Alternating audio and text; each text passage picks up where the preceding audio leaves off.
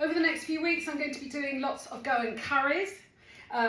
Some of the main ingredients that you pretty much always find in Goan curries are coconut, vinegar. I will be using coconut vinegar because that's what they use in Goa, but you can use white wine vinegar. Cashews are a big thing in Goa, and the chilies they tend to use the most are dried red chilies. Today I'm making something called a chicken shacuti, which is really zingy, spicy, and it's made up of a few components. So I'm going to start with, there's a dry masala mix, which is all the dry spices. Then there's a sort of a wettish one, which we'll get to in a minute. And then there is this mixture of onions with coconut, and then the chicken. So we're going to start with, I just thought I will run through what's on this plate. I put it here so you could see. There's some mace blades, so there's about 3 of those. If you can't get hold of mace blades, don't worry, because you're also putting in half a teaspoon of nutmeg. There's a teaspoon of chili powder, a teaspoon of poppy seeds. It should be white poppy seeds, but I haven't got them. 2 teaspoons of coriander seeds. I've got 4 dried chilies, red chilies. There's a teaspoon of black pepper and a teaspoon of turmeric, and there's also it was about half a cinnamon stick which I've crumbled up. So the first thing we're going to do is dry fry. Oh, that's smoking. Oh, there we are. I'm just going to put these in a pan, dry fry them, dry roast them, and you'll know when it's done. Either the seeds will start popping, or you'll also smell it. You have to be really careful not to burn it. And as soon as it's cooked, take it off the heat, even tip it into something else and leave it to cool. So I'm just going to, oh, and there were 3 cloves in there as well. So I'm going to dry fry these, dry roast them, and then I'm going to grind it up to a fine powder once it's cool. I've tipped the dry spices onto a plate so they cool. I'm also going to add half a teaspoon of fenugreek seeds, which don't get roasted, and 2 teaspoons, level teaspoons of salt before I grind it. So while that's cooling, I'm going to do the masala that's more like a paste than a dry spice rub. I've got 3 green chilies roughly chopped, coriander, a small handful, some curry leaves. Whenever I find fresh curry leaves in the shop, I buy them and freeze them so that I always have a stock of curry leaves. It's the sort of thing that quite often when you go to buy them, they're out of stock. And that is, again, like a pinch. There's probably 20 little leaves there. There's a good sized knob of ginger, which I will roughly chop. There's also 3 garlic cloves. I'll literally roughly chop it. I just want to show you one thing with garlic. Sometimes when you get garlic, it's got this, it might not necessarily have the sprouting bit, but it's got that tough bit in the middle. Always remove that because that is bitter. All of this will go in here. And I'm going to add,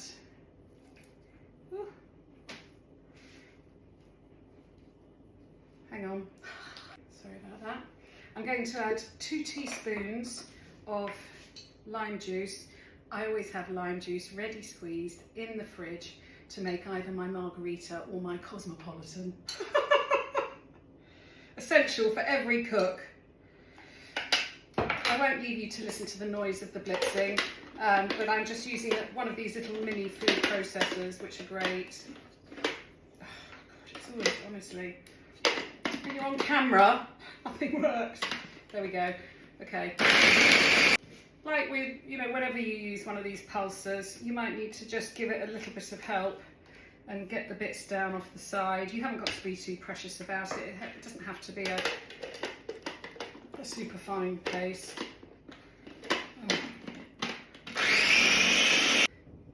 I dry fried my spices in another one of these lovely iron pans. This one's a frying pan. The important thing with these pans is you don't wash them with detergent, and I always season mine with a tiny little bit of oil afterwards, and it will go away like that, seasoned, and it actually makes them quite non-stick to do that for sort of repeated uses. This is now done. I'm going to be using this now to cook, but you can store it in an airtight container and keep it in the fridge for a few days. My spice mix is done. Smells amazing. These things are a bugger to grind, and I'm not going to be too precious about it. That's the dried red chilies. Sometimes you can't grind it to a powder, or maybe you can. And if you can, tell me, away. But I don't mind those bits in there, it just makes it all more interesting.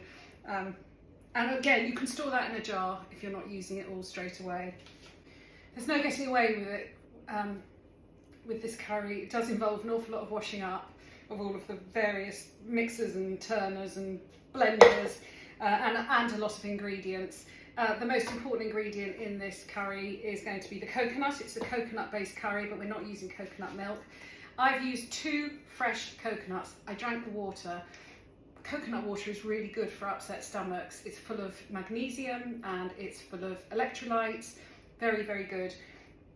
If you can't get hold of fresh coconut, which isn't the easiest thing to get hold of, you can use 350 grams of dried coconut. It will work just as well. The other ingredient going into this paste is there's some onions. They were red onions. You can see I've cooked them over a low heat in some ghee with a little bit of salt until they are really well done and sort of browned, and they just smell gorgeous and sweet. I'm going to put in, I'm using a blender. Oh, it's a big bit of coconut. Actually, I'm going to use my hands. It's cold, this pan. It doesn't matter, it's only me. Onions are going in. It's just easier. This is a natural spatula. Now, just talking about what I was talking about with the pans before, with this, I will just swill it out with a little bit of water, and it's lovely and greasy, so I will wipe off all the excess grease, and I will then put it away. I don't know if that's the right thing to do. It's not putting it away dirty, it's clean. I'm rambling. I'm going to add, water. I'm just going to get some water. I'm going to add enough water to make a paste. That's about, I think that's about approximately 100 ml I've put in. We can always add more if it doesn't work. And again, I won't leave the film running while I'm making a horrible noise. I've never actually made a shacuti before. I've eaten one and I've spoken to a chef about it, and I've just had to add about another 100 ml of... in the end, it was about 300 ml of water that I added to get it blended up. It's a revolting colour. I don't like porridge. This looks like porridge, but it tastes delicious. You can really taste the onions. So then we will be ready. Oh, there we go. Gosh. That is your paste. Look at that. Okay. Time to cook curry now. This curry will feed 4, but whenever I cook a curry, you know, even if there's only one person, I will make it for 4, because curries freeze well. They also get better with age. And if you're going to all this effort, it's an awful lot of effort to make just one portion. It's much better to cook more. 3 tablespoons of vegetable oil in the pan, warming on a low light. I've got 2 shallots chopped. And if you haven't got shallots, you could use a red onion chopped. So those will go in, and I'm just going to cook them until they're soft, which will be 5 to 10 minutes. Next bit, the shallots are lovely and soft. I'm going to sprinkle in another teaspoon of turmeric. Oops, made a right mess there. The green paste that we made, the chilies, coriander, ginger and garlic. I'm just going to cook that for a minute. It's still on a low light. I've also got prepared here 500 grams of chicken fillets. Each fillet I cut into 3 pieces, but you can do any size you like. I don't like my pieces too small. Oh my goodness, this smells amazing. I'm going to put the chicken in. I'm going to use my pincers and I'm going to stir it round and make sure that every piece is coated before I add the coconut. I'm going to simmer this for 5 minutes.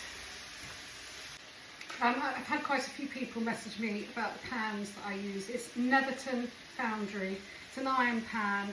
I've got several of their pans. They are indispensable and they are the only pans that I use, and I'm not being paid to tell you that. I've just found them a revelation. Cooking on iron, you get a proper heat, you can get proper colour on your food. Anyway, this has been cooking now for 5 minutes, simmering. I'm going to put in the 5 minutes, I guess very well. That's the coconut and onion mix. Stir it through, bring it to a simmer. Once that's stirred through, I'm going to add the dry, let's add it now, that's the dry spice blend, and I'm going to do a tablespoon, and there goes that unground red chilli.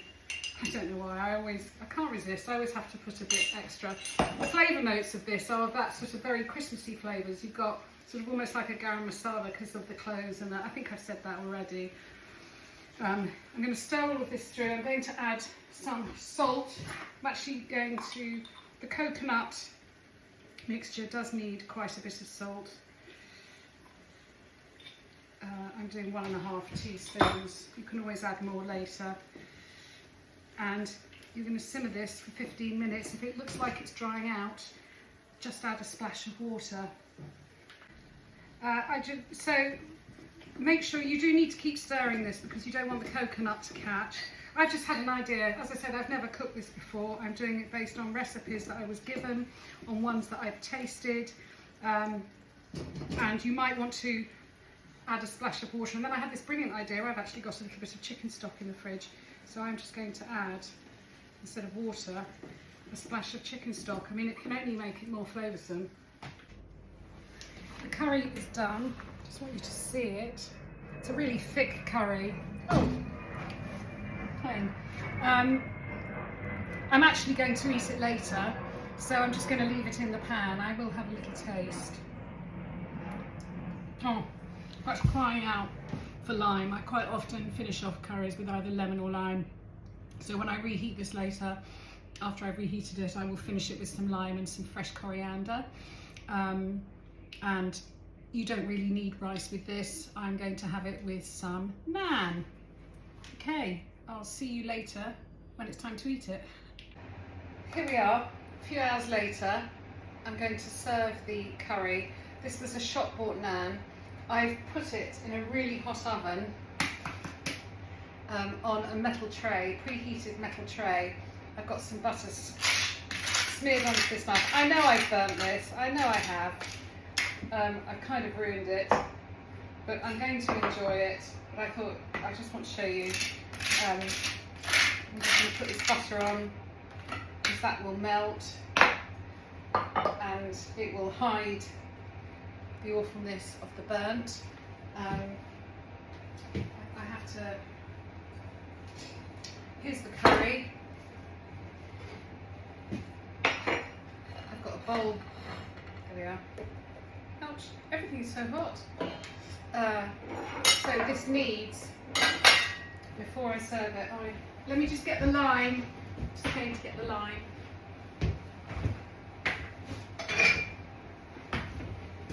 So you could either use the juice of half a lime, or you could use a tablespoon.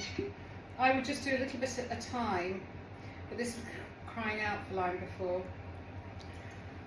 So that's about a tablespoon. Oops.